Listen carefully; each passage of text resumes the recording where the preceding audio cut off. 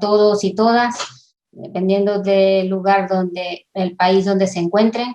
Mi nombre es Lisbeth Escarbay Rodríguez y les estoy hablando hoy en nombre de la Unión Iberoamericana de Municipalistas y en el mío propio para darles la más cordial bienvenida a este encuentro en el que agradecemos enormemente que estén presentes en esta actividad sincrónica en la que, por un lado, haremos una breve presentación de la maestría doble titulación y llevaremos a cabo también la primera clase magistral programada dentro de la especialización en gobierno y desarrollo local. Siguiendo el orden del día, cedo la palabra a don Federico Castillo Blanco, secretario general de la Unión Iberoamericana de Municipalistas. Sí, buenas tardes, Lisbeth. Buenas tardes a todos y a todos. Bienvenidos a los alumnos a esta nueva edición de la Maestría en Dirección y Gestión Pública Local. Yo quería decirle brevemente un poco el contexto en el que se desarrolla esta maestría, ¿no?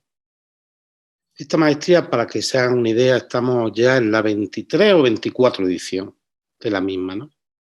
Centenares de egresados de todos los países de América, prácticamente, han participado en esta maestría y miles de autoridades locales, de directivos, han participado, si no en la maestría entera, en los módulos o cursos que la componen de forma individual.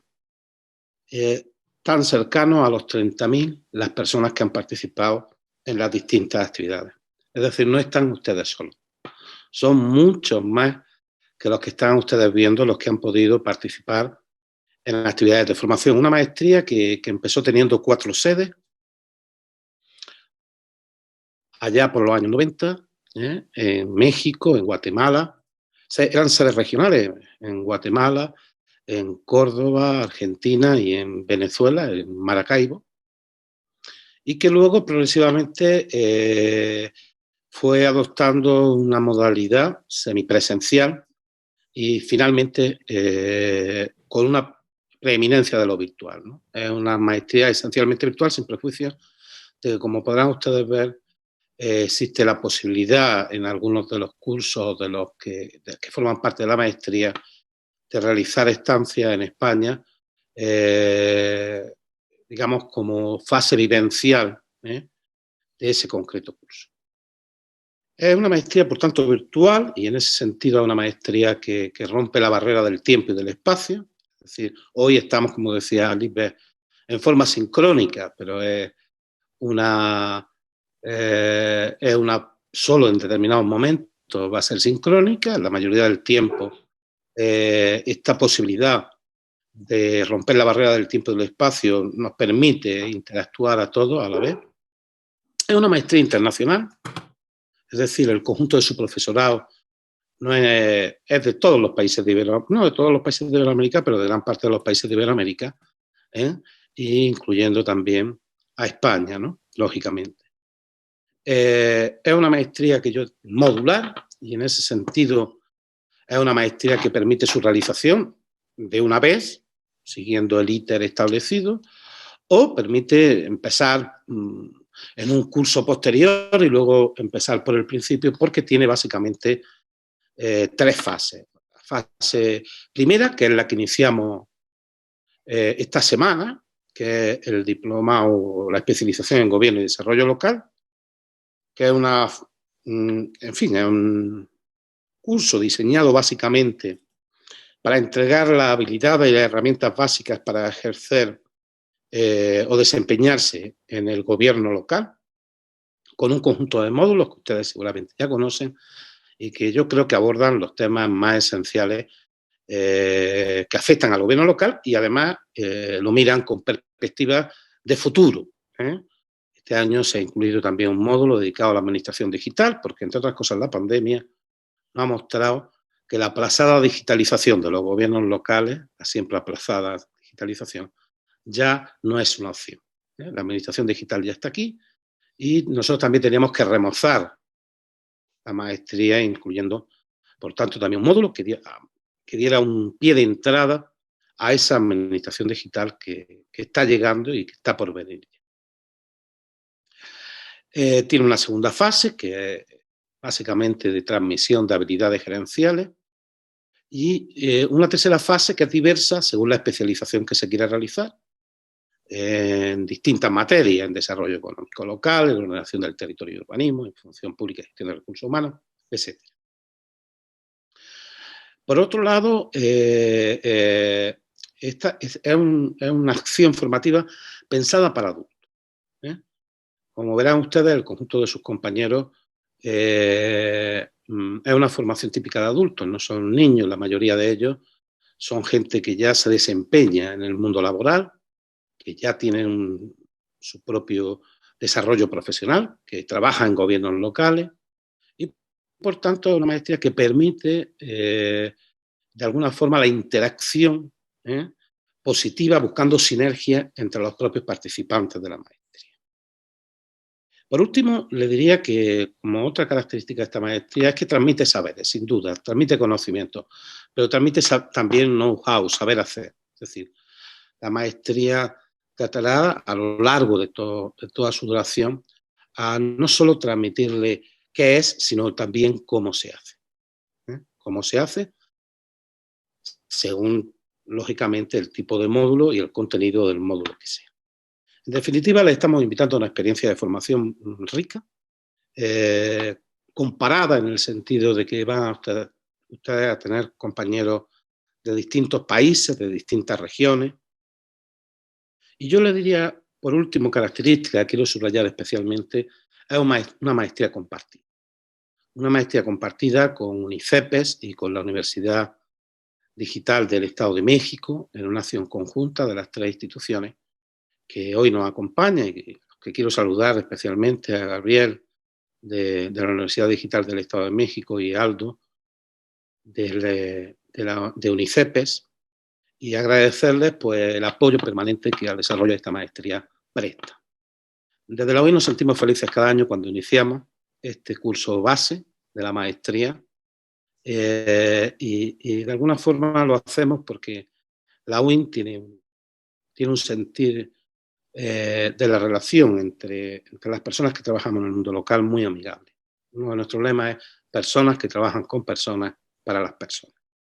Y eso queremos ser para ustedes. Hay un equipo detrás de esta maestría, están viendo ustedes a Lisbeth, que les seguirá con la coordinación virtual de esta maestría, pero hay todo un equipo detrás de ella, también en UNICEPE y en la Universidad Digital del Estado de México, que vamos a estar permanentemente a su disposición. No están solos. Cuando entren al campus virtual, quiero que sepan y sean conscientes de que estamos detrás de todo un conjunto de personas que trataremos de responder a sus inquietudes, a sus anhelos, a sus dudas, a sus preguntas, lo más rápidamente posible y espero y deseo, y así vamos a trabajar para eso, que tengan una experiencia de formación maravillosa. Muchísimas gracias por asistir a esta primera presentación de la maestría y cedo la palabra a mis compañeros. Muchas gracias, Federico. Damos entonces paso al saludo del rector de la Universidad Centro Panamericano de Estudios Superiores, don Aldo Tello Carrillo. Bienvenido, Aldo. Muy buenos días a los participantes en esta nueva edición de la Maestría en Dirección y Gestión Pública Local. Saludo con mucho afecto y me da muchísimo gusto tener la posibilidad, aunque sea virtualmente, saludar al equipo de UIM, siempre comandado excelentemente por don Federico Castillo Blanco, un excelente dirigente y un conocedor experto de la realidad local y de los gobiernos locales en nuestro continente. Saludo también a Gabriel de la Universidad Digital del Estado de México, nuestro vecino aquí muy cerca, estamos a 40 minutos de distancia entre Toluca y nosotros y que tenemos pendientes ahí una reunión de encuentro. Saludo también a los participantes en esta nueva convocatoria. Nosotros somos la parte que venimos trabajando en alianza con la UIM para el otorgamiento de los grados académicos de maestría con reconocimiento de validez oficial en México. Esto significa que los títulos que se expidan por parte de la universidad para esta maestría son reconocidos oficialmente en México y con esto la posibilidad de convalidación en todos los países de Latinoamérica. También para el caso de los mexicanos, bueno, pueden tramitar a través de nuestro grado su cédula profesional de la Dirección General de Profesiones. UNICEPES es una institución educativa que tiene 25 años de experiencia en la formación. Tenemos trabajando con programas de posgrado en línea desde el 2004 a la fecha y bueno, cada día nos venimos consolidando con alianzas con entes de la calidad como lo tiene UIM y la UDEMEX, poder ir haciendo el trabajo a través de redes y poder ofertar programas académicos de alto nivel. Quiero comentarles que UNICEPES está certificado bajo la norma ISO 21001, una norma internacional de muy reciente creación dentro de las normas ISO, para certificar los procesos de calidad en las instituciones educativas.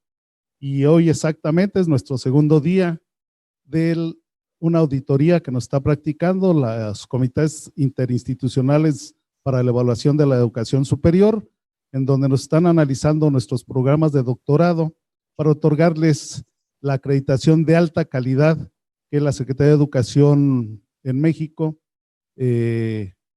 reconoce para aquellos programas que puedan ser acreditados y con esto poder garantizar la calidad de la educación. Y esto es un proceso que, nuevamente insisto, va a ayudar mucho para las convalidaciones en los demás países de Latinoamérica. Hoy tenemos alumnos en varios países de Latinoamérica, pero uno de los orgullos que tenemos es esta alianza que hemos logrado con OIM, porque conocemos el programa, sabemos de él, nosotros mismos lo cursamos y podemos garantizar la calidad del programa, la calidad de sus ponentes, la calidad de la asesoría académica que van a recibir. Y yo los felicito por la decisión de haberse incorporado a este programa. Seguramente no se van a arrepentir, seguramente tendrán nuevos saberes, podrán tener nuevas habilidades y esto será en un mejor desempeño entre las áreas donde se desarrollan. Muchísimas gracias y nuevamente enhorabuena a UDEM, enhorabuena a UIM y estamos listos para seguir apoyando este esfuerzo con toda nuestra dedicación y constancia. Muchas gracias, Aldo, por acompañarnos en esta tarea, ¿no? de estos estudios. Bueno, seguidamente tenemos el saludo del subdirector académico de la Universidad Digital del Estado de México, don Gabriel Cervantes Bello. Bienvenido, Gabriel. Gabriel, no te escuchamos. Activa el micrófono, por favor. Mal.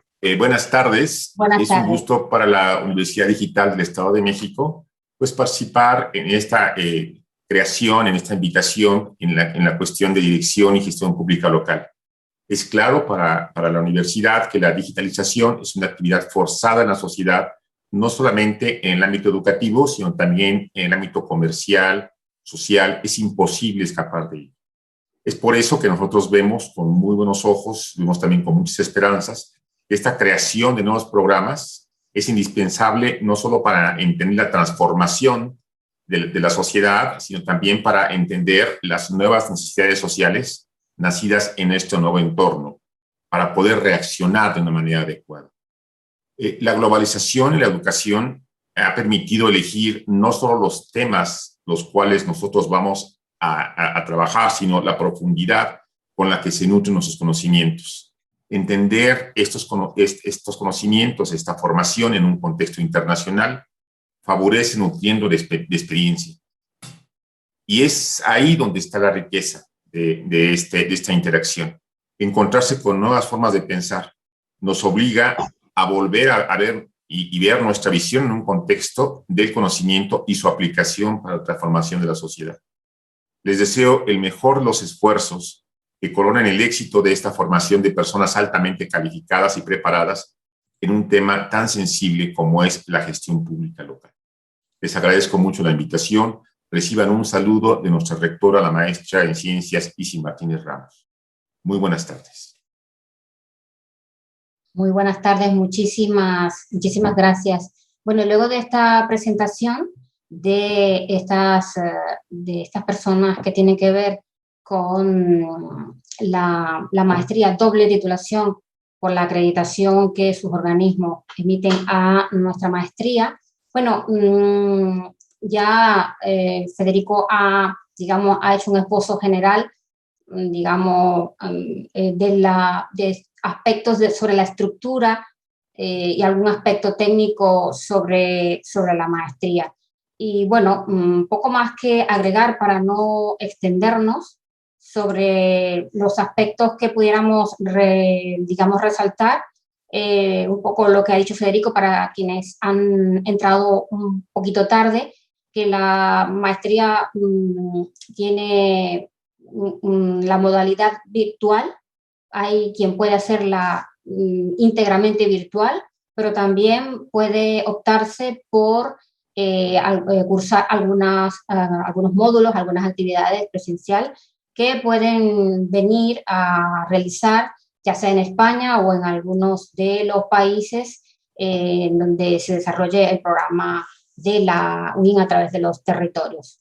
La doble titulación se refiere precisamente a que los egresados de la maestría pueden optar, ¿ya? Quienes completen el programa de los 3 niveles pueden optar a acceder a la doble titulación, obteniendo, por un lado, el magíster en Dirección y Gestión Pública Local, que es el título propio de la UIN, y el título magíster en Gobierno y Alta Gerencia Pública como un título oficial en México por el Centro Panamericano de Estudios Superiores, el CEPES.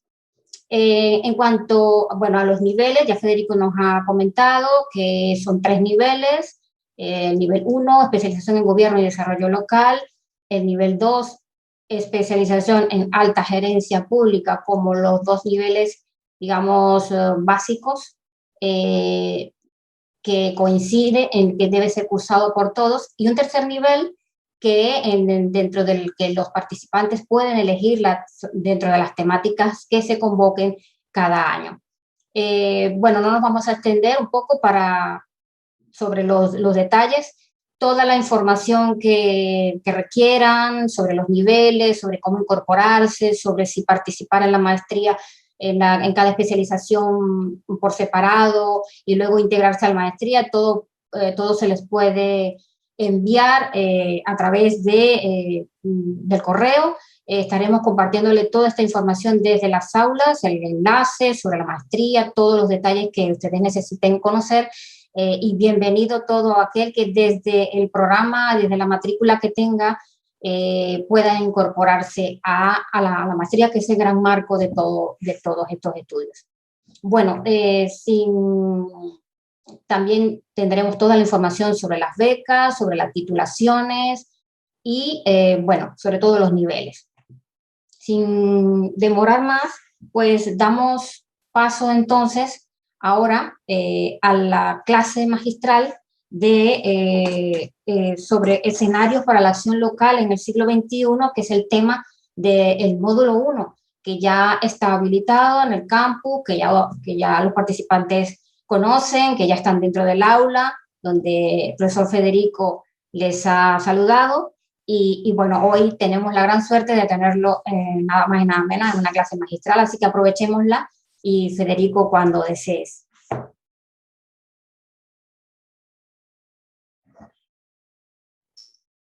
Ajá.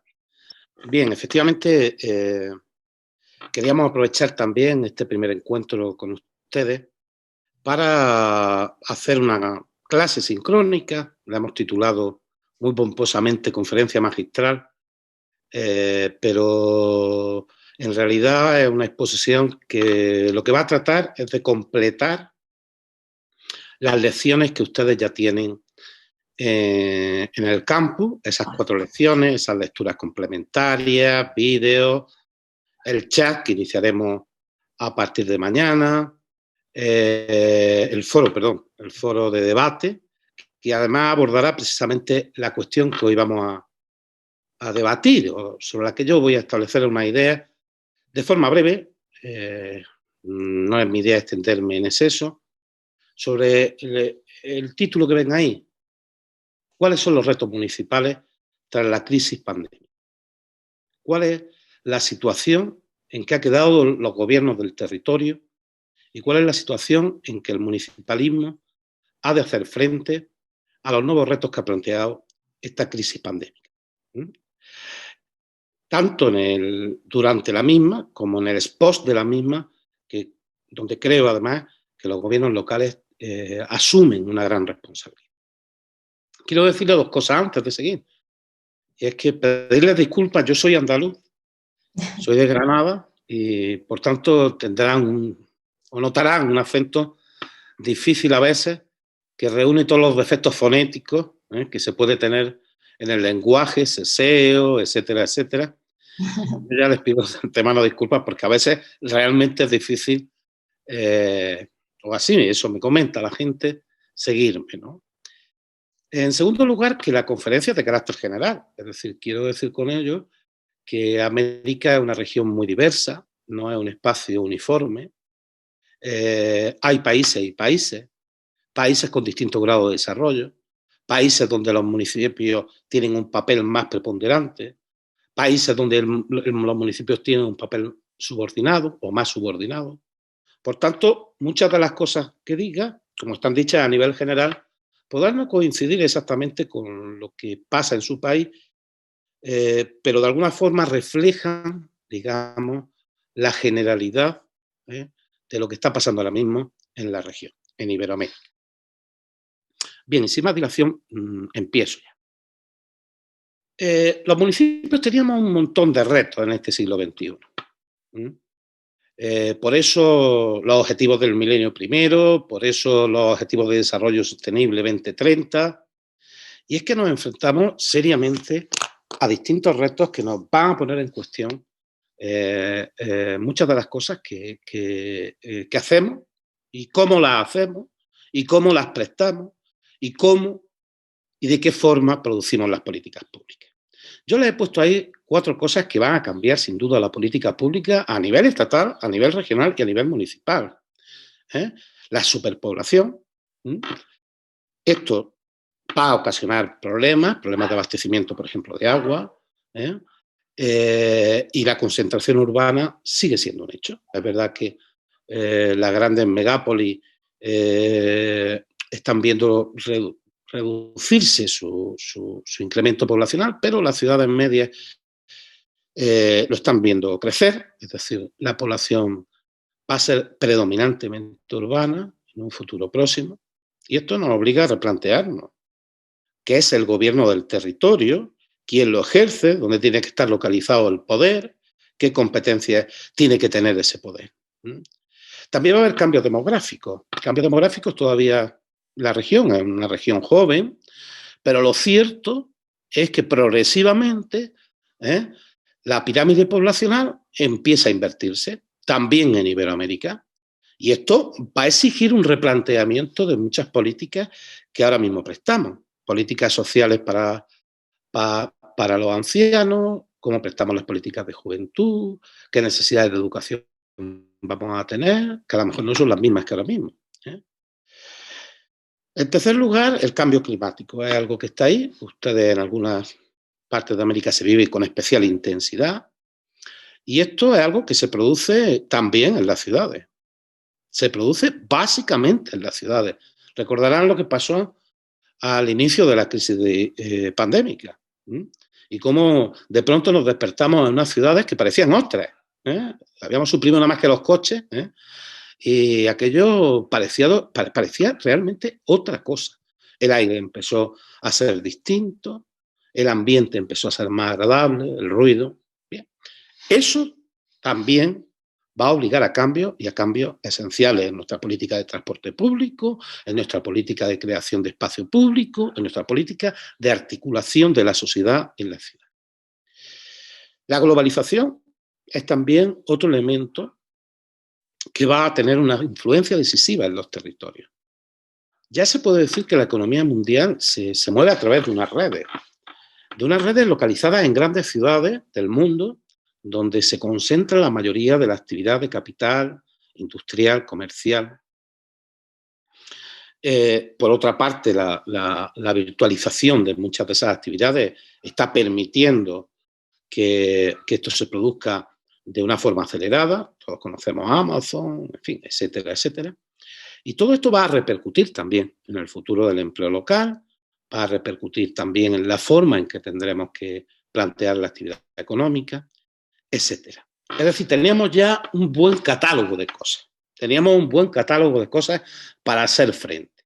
Cómo promover un desarrollo local inclusivo y sostenible. Ya era un reto enorme antes de la pandemia. Pero las pandemias y lo que con la pandemia se ha venido a denominar la sociedad de los cuidados se presenta también como un gran reto en este siglo XXI. Ojalá sea la última pandemia que tengamos que sufrir, pero creo que todos somos conscientes de que sin duda puede producirse una o más de una en los próximos años. Luego también tenemos que prever. ¿Por qué? ¿Y esto por qué? Porque fíjense que la crisis del COVID ha sido una crisis que yo diría que ha tenido casi como 4 variables, ¿no? Una variable sin duda sanitaria, ¿sí? Pero que ha evidenciado nuestra falta de infraestructura, tanto de salud como de cuidado. No estábamos preparados, ningún país, ni los de la región ni los de todo el mundo, para hacer frente a un acontecimiento como el que estamos viviendo. Y esto seguramente nos va a tener que hacer pensar. ¿Y cuál es el papel de los municipios en eso? ¿Y cómo hacerlo para no producir descohesión social y descohesión territorial? ¿Qué papel va a tener que jugar lo público ahí para garantizar eso? ¿Y qué papel dentro de lo público vamos a tener que dar a los municipios en la gestión de esa infraestructura? Derivada de la economía de los cuidados y derivada, por otro lado, de la salud. También ha producido una crisis social. Todos sabemos que la pobreza extrema, la desigualdad, se ha incrementado durante esta pandemia. La reducción de la movilidad, por ejemplo, ha tenido un efecto enorme en la economía informal. Y esto ha provocado un incremento de la desigualdad. Luego vamos a tener que hacer, y hemos visto cómo los barrios de mayor renta han capeado mejor la crisis pandémica que los de menor renta. Esto nos obliga a repensar las políticas universales, redistributivas, solidarias, con enfoque de derechos. Vamos a tener que hacer mayor hincapié. ¿Y cuál es el papel del municipio ahí? Sin duda, esto nos conduce también, y todos lo sabemos, a una crisis económica. La pandemia ha provocado una caída del PIB mundial y del PIB país prácticamente todo el mundo. Y esto va a tener impacto, en algunos casos irreversibles, en el empleo, en el bienestar de la sociedad. Es decir, vamos a tener que hacer frente, seguramente, después de la crisis pandémica, de la crisis sanitaria, a una crisis económica importante, frente al cual el poder público local no puede quedar impávido, uniforme. Decir que eso no es cosa mía. Incluso hemos asistido a una crisis política. Ustedes saben que la acción de los gobiernos se ha ido realizando en todos los países, además, o sea, no solo en Iberoamérica, todo el mundo, sobre la base de la prueba y error, ¿no? O sea, vamos probando a ver si esto resulta, nos equivocamos, cambiamos, ¿no?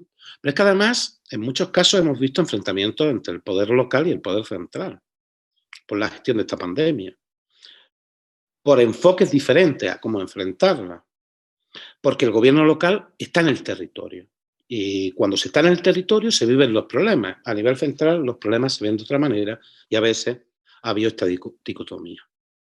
Por tanto, yo diría que un decálogo de acción municipalista frente a esta pandemia nos obliga a reorientar en general toda la política pública que hemos estado siguiendo hasta el momento y buscar nuevas fórmulas para hacer frente a estos retos que, como les digo, nos provoca estas crisis sanitarias, social y económica. Porque esta crisis, además, ha tenido unos rasgos muy característicos. Ha sido fundamentalmente una crisis urbana, pero también rural.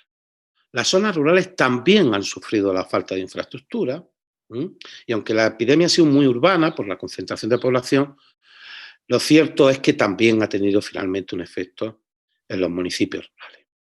Esto significa que se ha dimensionado, que se ha agrandado el papel y el rol de los municipios y en general de las ciudades, que son los que han tenido que gestionar la emergencia en primer término.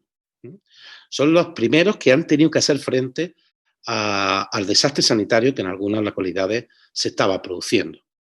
Y a veces nos hemos encontrado con un gobierno nacional que toma decisiones que afectan al territorio y que generan dificultades a los propios gobiernos locales, que son los que están asumiendo en primera línea de frente los desafíos de la pandemia.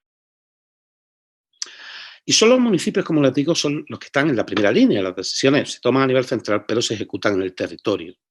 Han sido los municipios quienes han tenido que hacer la política de prevención, la política de cuidado, los que han tenido que garantizar, en muchos casos, en muchos países, los cierres perimetrales, la política de prevención, etcétera, etcétera. Pero es que además, si tuviéramos que seguir caracterizando esta pandemia, diríamos que es una pandemia que ha tenido un impacto en el territorio. Hay crisis económicas que finalmente todas las crisis se viven en el territorio, pero esta especialmente. Y es que se ha sufrido en el territorio, y lo vamos a ver también básicamente económicamente, pero no se ciñe a un territorio en concreto. Los límites jurisdiccionales de los municipios, etcétera, etcétera, hemos visto que se ponían en cuestión. Es decir, el virus no se para cuando llega al límite territorial de un municipio, el virus sigue, el empleo se destruye territorialmente, no se ciñe normalmente a una localidad. Por tanto, ese impacto sobre el territorio nos pone de relieve que hay un espacio sociogeográfico que compartimos con otros y que ese espacio sociogeográfico, que es complejo y que es dinámico a la vez, que tiene distintas dimensiones entrelazadas entre sí, van a ser la base sobre la que seguramente vamos a tener que construir soluciones, tanto para la crisis sanitaria, tanto para la crisis social, tanto para la crisis económica, como la propia crisis política. Además, esto, por tanto, nos ha puesto de relieve que la cooperación va a ser un rasgo esencial de la pospandemia. La cooperación de todo tipo, pero fundamentalmente yo hoy me referiré a la cooperación entre municipios como un elemento a resaltar y a fortalecer durante la poscrisis pandémica. Por tanto, en definitiva, lo que esta crisis, uno de los rasgos que la van a caracterizar, es que nos impone la necesidad de redefinir una nueva estrategia. También hablaremos de esa estrategia. ¿Y qué características debe tener esa estrategia para hacer frente a esos retos que la crisis COVID nos ha mostrado? Por de pronto, yo creo que hay algunas lecciones que la crisis nos ha dejado, ¿no? Y que conviene tener en cuenta, ¿no? La primera es la institucionalidad. Allí donde la institucionalidad y la gobernanza del espacio urbano y territorial ha sido más fuerte, las instituciones locales han podido dar una respuesta siempre más adecuada a esos retos. Donde la institucionalidad ha sido más débil, por el contrario, la respuesta local pues también ha sido más fuerte. Luego, una lección aprendida de esta crisis es que tenemos que fortalecer la institucionalidad. En la crisis socioeconómica que viene, que vamos a tener que enfrentar, después de enfrentarnos a todos los retos sanitarios que aún quedan, ¿no? Vamos a tener como eje prioritario de acción que fortalecer esa institucionalidad. Una adecuada gobernanza del territorio necesita una institucionalidad fuerte. Necesita instituciones capaces, necesita instituciones con competencias y con habilidades para diseñar, para rediseñar las políticas públicas, ejecutarlas, implementarlas y evaluarlas. Un segundo elemento es, y ya lo he mencionado, el liderazgo municipal que se plantea. me refería antes a ellos, son los municipios los que han estado ahí al frente, en primera línea de lucha contra el COVID, y por tanto debieran de ser también los primeros que estén en la agenda de reconstrucción. En la agenda de reconstrucción de ese tejido económico y social que se ha visto afectado como consecuencia de la misma. La tercera es que esta crisis, desde luego, ha planteado muchos riesgos, ha planteado mucho desastre, pero también es una oportunidad. Todas las crisis son oportunidades y esta también lo es. Y lo es básicamente porque nos obliga a pensar, pasar del yo al nosotros. Nos obliga a pensar a lo grande, con largo aliento. No vamos a poder hacer frente a todos estos retos si no es trabajando con todos. Nos plantea una oportunidad, por tanto, para redefinir la gobernanza municipal. Y creo que es un reto y una lección aprendida que nos deja esta crisis, que yo creo que se muestra perfectamente en una frase que me gusta mucho decir a mí, y es que una buena gobernanza, una buena estrategia, provoca que una crisis en la ciudad no provoque una crisis de ciudad, porque existe una gobernanza de la ciudad con todos los actores que permite enfrentarla. Otra lección que me parece que es interesante es no copy. Es decir, que no podemos repetir en el sur las cosas que se hacen en el norte. Ni todas son buenas, algunas son peores que en el sur, pero muchas no son simplemente transferibles, no son trasladables, no nos sirven, necesariamente nos abocan a una estrategia propia, a una forma de producir la política local propia. De todo se aprende, porque la pandemia también nos ha dejado como lección esa, pero es necesario tener nuestra propia estrategia. Otra lección aprendida es que en esta crisis hemos aprendido que todo cambia. Y por tanto existe el peligro de querer volver atrás. Es decir, cuando decimos lo de la normalidad, volver a la normalidad, parece que estamos hablando de volver a lo mismo que teníamos. Y yo creo que hay que volver a otra normalidad. Una normalidad con otras variables. Una variable, otra normalidad donde el desarrollo sostenible, el desarrollo inclusivo, las políticas para el bien común tienen que fortalecerse. No es volver a la antigua normalidad.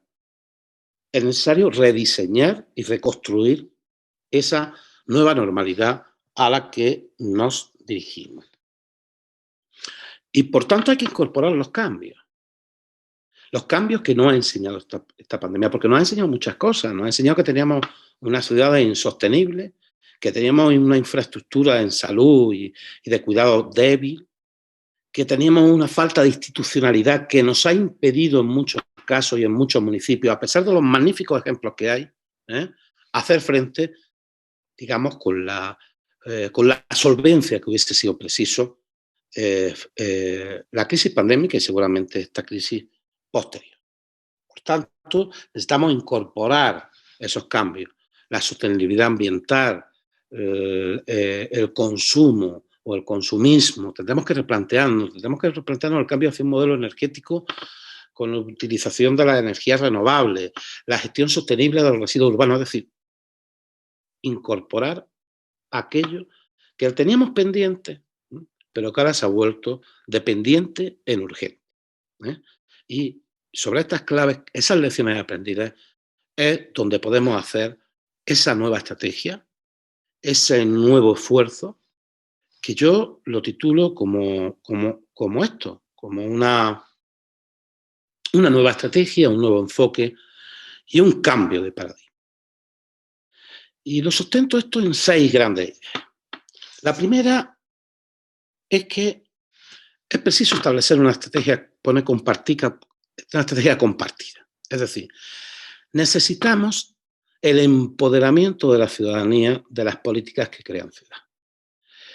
Tenemos que pasar como decimos en el 5, en la frase 5, la transición de un gobierno proveedor que provee hasta lo que no se necesita.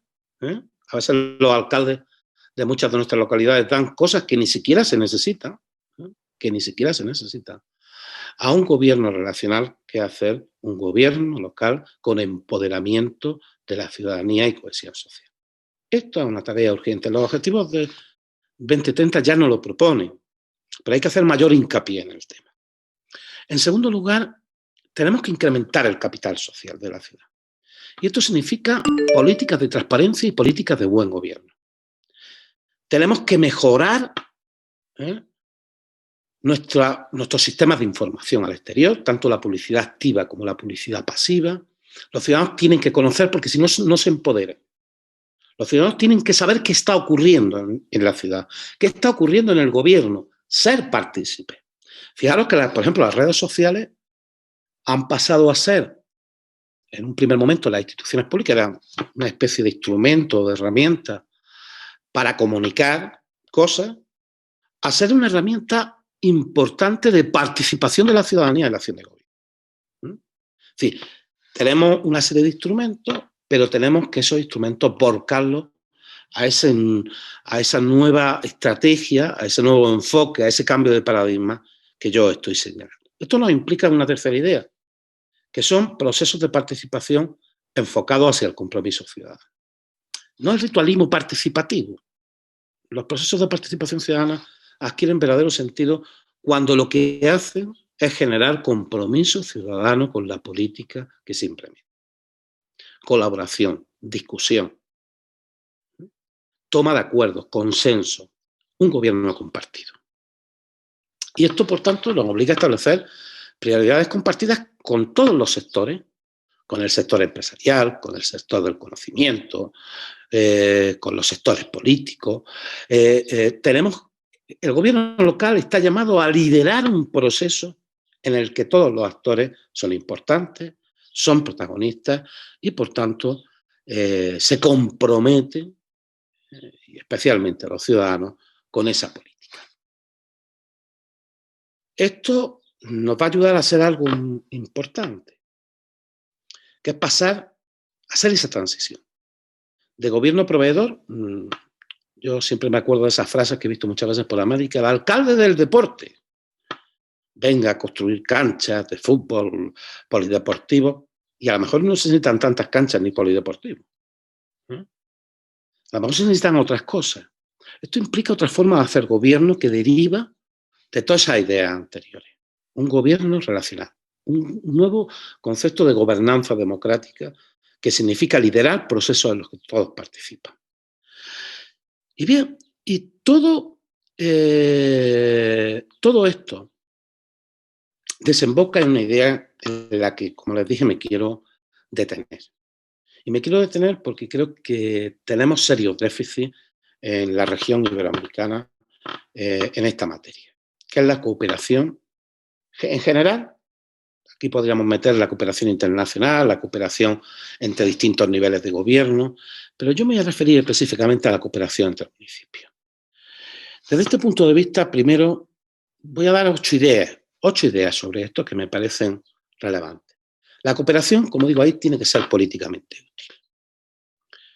La mayoría de nuestros municipios comparten el territorio con otros municipios con los que tienen inquietudes y tienen problemas similares. Y la no colaboración, es decir, desarrollar políticas no colaborativas, que frecuentemente a lo que asistimos, significa un coste de oportunidad. Un coste de oportunidad porque es mucho más difícil encontrar soluciones a problemas que son complejos y son compartidos. Y además no permiten apalancar otros recursos por falta de visión sobre el territorio. En segundo lugar, o segunda idea, asociarse beneficia fundamentalmente a los municipios más débiles institucionalmente, más débiles financieramente. Y esto significa que la cooperación se tiene que traducir necesariamente, la cooperación entre municipios, en el refuerzo de las capacidades, de las competencias, de las habilidades que los municipios tienen. y, por supuesto, de los más débiles específicamente. La tercera idea en la que yo quiero insistir es que construir soluciones compartidas intermunicipales no puede ser un juego de suma cero. Es decir, ha de ser congruente con la acción que se desarrolla a nivel municipal. Frente a una cosa que es muy frecuente, que es la tendencia localista, de ver tu municipio únicamente, lo cual atomiza también toda la inversión sobre el territorio, se ha de garantizar que los servicios que prestamos en un mismo territorio por distintos municipios son complementarios entre sí. No compiten. No todos los municipios pueden ser la capital turística de Iberoamérica, no. No pueden serlo todos. Tenemos que establecer prioridades compartidas y especialidades también compartidas. No puede ser un juego de suma cero. Tiene que sumar a todos. Una cuarta idea que me parece que haría esa cooperación es la gestión del conocimiento y de la información. Los municipios gestionamos ingentes cantidades de información, de datos. Acumulamos experiencias, buenas prácticas, errores. Y esto tiene que ser compartido. Y el asociacionismo tiene que servir también para eso. Tiene que servir para ayudar a generar nuevas prácticas, conocimientos compartidos y mejoras en general en la gestión de todo. Una quinta idea se basa en que asociarse territorialmente no es solo prestar servicios públicos. Esto es muy frecuente. Crear asociaciones de municipios con diversos nombres, pero básicamente para prestar servicios públicos. No solo para eso. No digo que no se utilice para eso, sino que no solo para eso. Asociarse nos tiene que servir también para renovar, transformar y fortalecer el marco institucional, jurídico de la organización y del territorio. Nos tiene que servir para generar un proyecto político en el que todos los participantes ganen. Una quinta idea sobre la que yo creo que hay que reflexionar en el asociacionismo municipal en América Latina es la propia sostenibilidad de las sociedades de municipios, ¿no? Somos débiles en eso. Somos muy débiles. La mayoría de ellas dependen de las aportaciones de los municipios, que además, como no es un juego de suma cero y no se ve una cooperación exactamente útil, pues en muchos casos suelen ser renuentes hasta aportarla. Tenemos que generar nuevas vías de recursos propios de la propia asociación para gestionar el territorio más adecuadamente. La séptima idea tiene que ser con algo que tiene que ver con casi con todas las organizaciones de segundo grado que existen en todo el... Y es que, efectivamente, las asociaciones de municipios al final son organizaciones de segundo grado. En primer grado están los municipios y las asociaciones de municipios pues, son un segundo grado.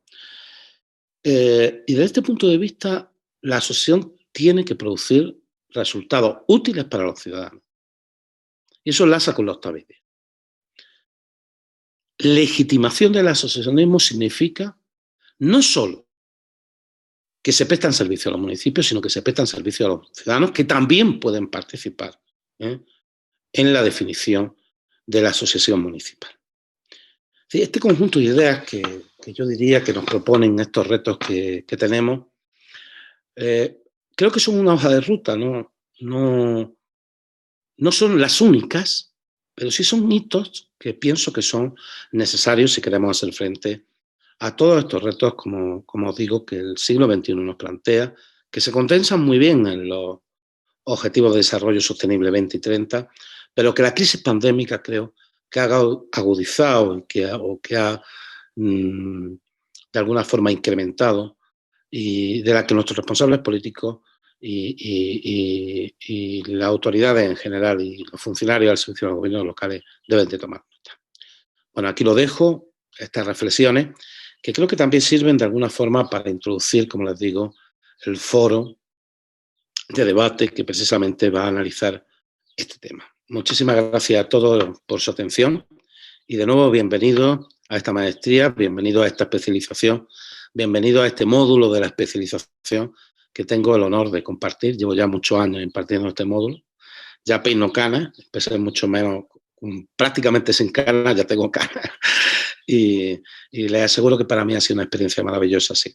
He aprendido mucho, mucho de ustedes y ha sido un placer poder compartir, bueno, las ideas que, en fin, con mayor o menor acierto, he tratado de vertir a lo largo de estos años en esas lecciones que tienen ustedes dentro del módulo. Muchas gracias. Muchas gracias, Federico, por tu intervención, por demás interesante.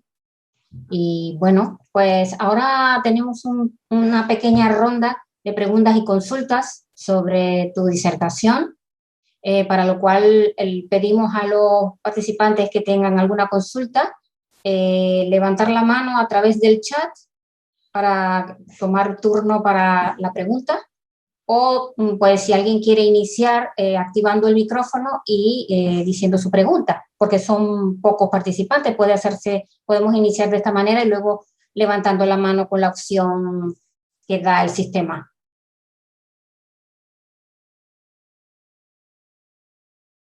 A ver quién se anima.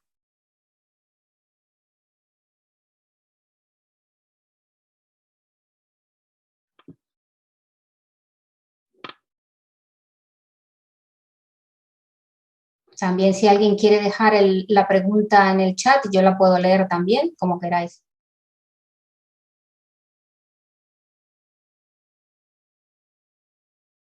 Nuestra compañera Marta nos está asistiendo en el chat y nos dice que debajo del listado de participantes encontrarán la opción levantar la mano.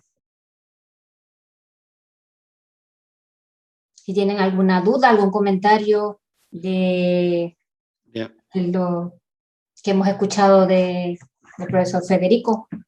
Lisbeth, no es obligatorio, están empezando, así que no tenéis no apetece hacer una pregunta o una reflexión, no necesariamente tiene que haber una pregunta, pues no pasa nada. Es decir, continuamos con el orden del día y hablamos de las dudas que les plantea el desarrollo de la acción formativa. También, sí. Bueno, si no hay preguntas sobre los temas. Bueno, con esto finalizábamos con esta ronda. También si alguien tiene alguna duda sobre precisamente el programa formativo, en fin, somos todo oídos. Ya una pregunta. Sí. Hola, buenos días. Hola. Me presento, soy Valeria Maldonado de la ciudad de Puerto Montt, Chile. Para nosotros a esta hora son aproximadamente las 11 de la mañana. Está muy helado, hoy día estuvo muy helado en la mañana, así que andamos súper abrigados. Y estoy con mascarilla porque estoy en mi oficina, estoy trabajando. Primero, saludarlos a todos y a todas, y me parece súper bien la presentación de don Federico. En realidad uno cuando está en su comuna, yo trabajo en la municipalidad, cuando uno está acá, siente que de repente, por este tema de que nosotros como país somos un poco aislados del resto de América, en realidad, porque nos separa la tremenda cordillera de los Andes del resto, siente que lo que nos pasa a nosotros de repente no le pasa al resto, porque uno tiene la imagen de que los países europeos, en términos de desarrollo, están mucho más adelantados que nosotros, si bien es cierto, eso es verdad en algunas áreas, pero con este tema de la pandemia, uno siente que países desarrollados, países subdesarrollados, cual más, cual menos, las situaciones como que se repiten. Claro, si uno entra al detalle, efectivamente hay diferencias sustanciales, pero escuchando la exposición, este tema que se genera a nivel local, a nosotros nos pasa, sobre todo acá en Puerto Montt, que esta diferencia de enfoque en cómo se enfrenta la pandemia, en cómo se enfrentó el año pasado y cómo se sigue enfrentando ahora, tiene mucho que ver las realidades políticas que vivimos como país. Y, por ejemplo, si nosotros tenemos una autoridad comunal que en términos políticos, me refiero al alcalde, es diferente su posición política a quien gobierna en el nivel central, tenemos un problema de funcionamiento súper fuerte. A nosotros nos correspondió el año pasado como comuna enfrentar la pandemia, muchas de las ayudas sociales que se entregaron con fondos municipales. Y esperando el dinero que llegaba, el financiamiento del nivel central, optamos por nosotros, la gran mayoría del apoyo social, hacerlo con fondos municipales. A esto se sumó que nosotros tenemos ingresos que tienen que ver con los pagos de los permisos de circulación, licencias de conducir, patentes comerciales, y todo eso se fue abajo. Se fue abajo porque la crisis que nosotros tuvimos el año pasado y tenemos ahora es muy fuerte.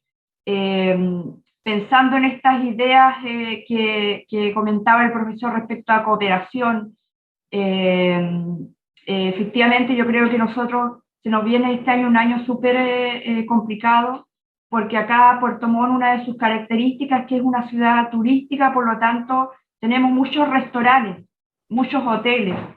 Todo ello el año pasado quebró. A nosotros a veces nos da pena cuando vamos por trabajo a terreno y recorremos todo lo que es el área de la costa, todos los restaurantes cerrados.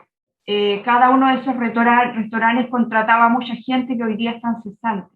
Y producto de ello nosotros hoy día acá en Puerto Montt tenemos, y esto es a nivel nacional en realidad, tenemos una gran proliferación de lo que se denominan comerciantes ambulantes. Gente que vende en la calle lo que puede. Frutas, verduras, ropa, todo lo que puede se vende hoy día en la calle. Y tenemos la otra situación aún más grave, que el año 90, cuando se volvió a la democracia, nosotros teníamos a nivel nacional 900 y tantos campamentos, gente que vivía en situaciones extremas, que sin vivienda. Hoy día tenemos la misma cantidad. Es decir, en términos de vivienda, en términos económicos, en términos de salud, nosotros tenemos una tremenda crisis como país, y también una crisis política. Entonces, este curso, esta especialización a nosotros nos sirve para ver a futuro cómo podemos enfrentar lo que se nos viene a futuro. Tenemos claro que acá las mezquindades políticas tienen que quedar de lado, y este tema de la cooperación entre instituciones públicas se va a tener que dar sí o sí, porque si no, al menos lo que nosotros vemos como país, nosotros no vamos a lograr salir de esta crisis, porque estamos en una situación muy complicada. Y todas las ideas, todas las propuestas a nosotros nos sirven, al menos para que desde acá de la comuna de Puerto Montt podamos aportar un granito de arena a esto que se nos viene para adelante y cómo lo vamos a enfrentar. Yo creo que esta pandemia nos dejó aún más al desnudo el nivel de desigualdad que nosotros tenemos como país. Así que yo creo que aquí estamos todos hoy día pensando, al menos desde el sector público, imagino que también el sector privado, que de una u otra manera han sido los más perjudicados, los que trabajan de manera independiente, en cómo seguir para adelante, porque la situación es muy complicada. O sea, y a eso se suma que nosotros, para remate, este año estamos enfrentados a elecciones municipales, que son el próximo fin de semana. Entonces, lo que se ofrece, claro, cada candidato y candidata ofrece y ofrece diferentes soluciones, pero algunas no son viables. Entonces, igual cuando termine esta campaña y se elija nuevamente el alcalde, vamos a tener que, igual como funcionarios públicos, enfrentar todas todo eso que se prometió, y de alguna u otra manera tratar de aterrizarlo a lo que se puede hacer. Eso es lo que quería comentar. Disculpe que sea un poco el escenario un poco pesimista, pero ese pesimismo también con este tipo de información, de preparación, de ideas y de propuestas teóricas, yo creo que nosotros lo podemos convertir en optimismo para ver cómo seguimos para adelante.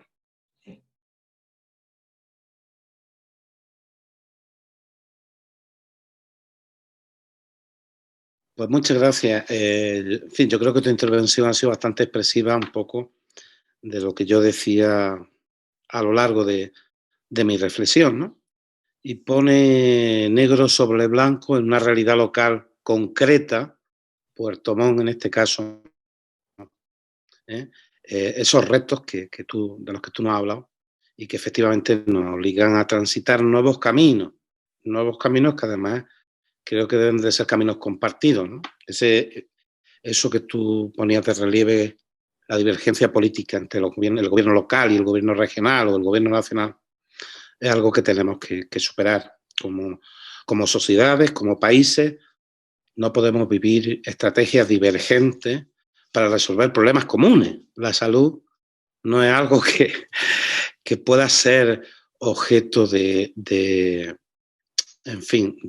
financiamiento, ¿no? Dependiendo del color político del gobierno local que en ese momento se encuentre. Creo que tenemos todo un camino por resolver y bueno, yo espero que la próxima Constitución chilena pues sea un revulsivo, al menos un punto de partida para enfrentar todos esos problemas de los que tú has hablado y que creo que ponen efectivamente negro sobre blanco algunas de las ideas que yo he tratado de transmitir.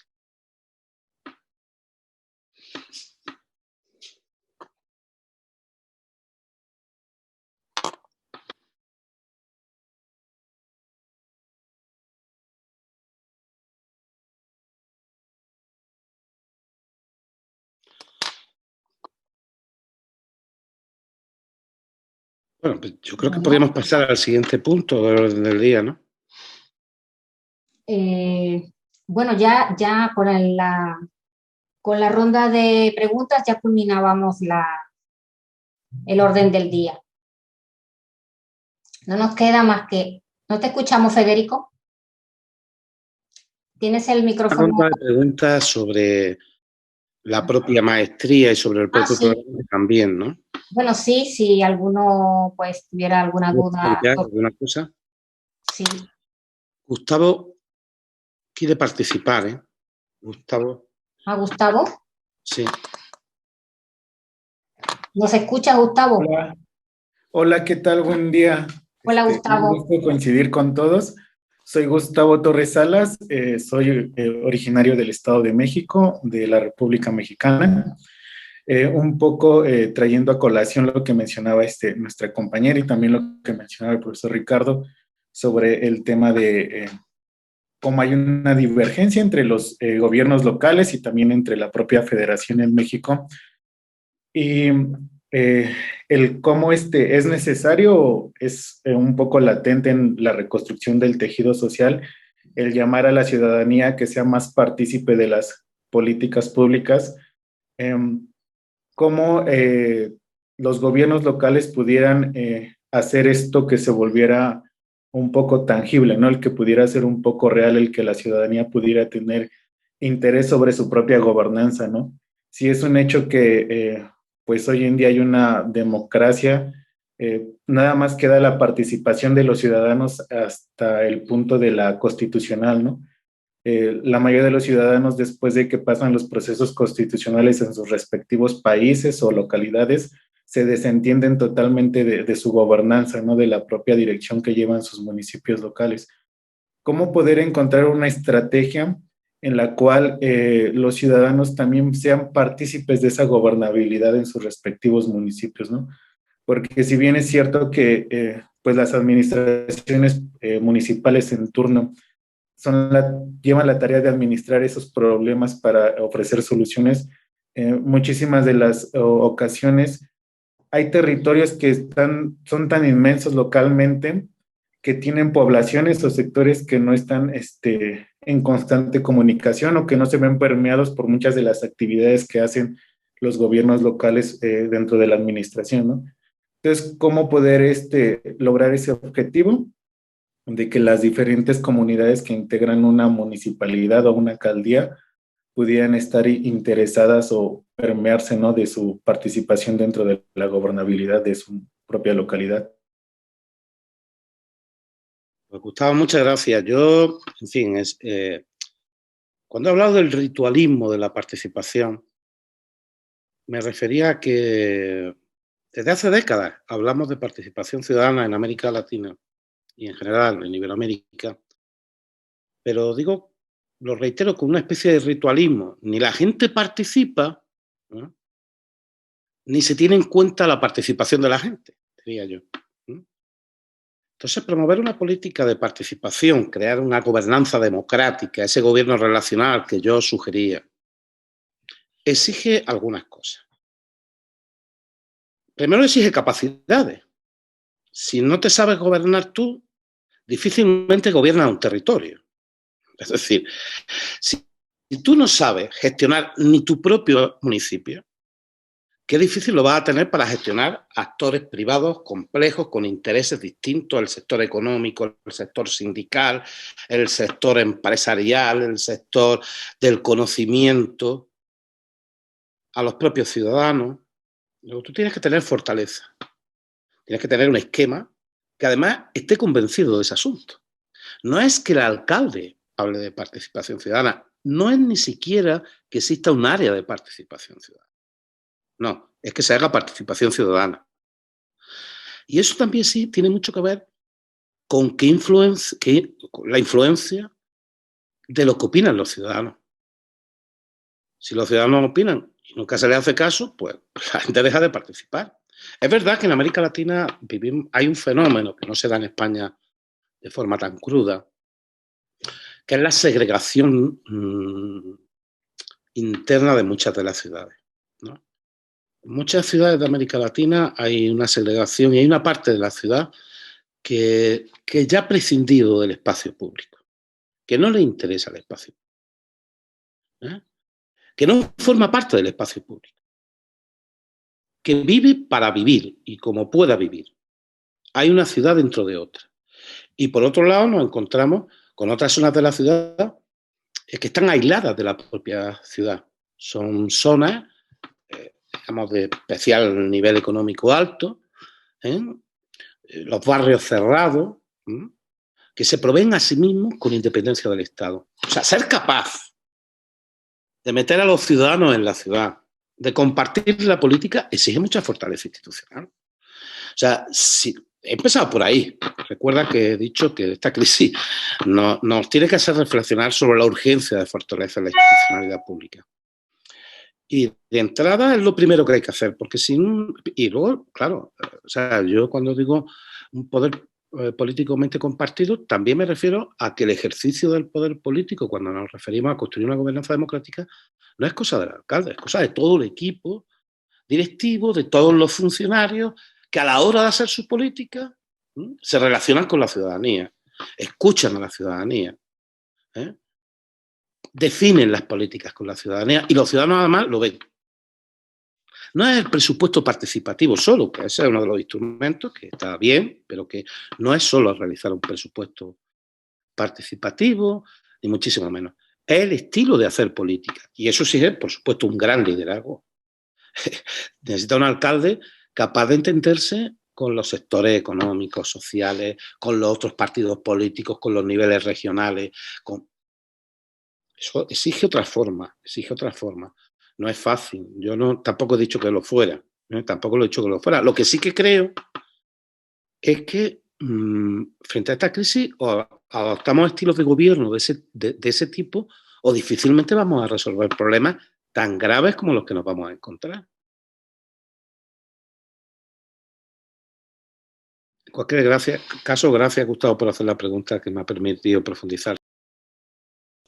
Sí, bueno, estaba mirando por si en el chat alguien emitía alguna duda sobre el tema o sobre el programa maestría, alguna consulta, alguna inquietud.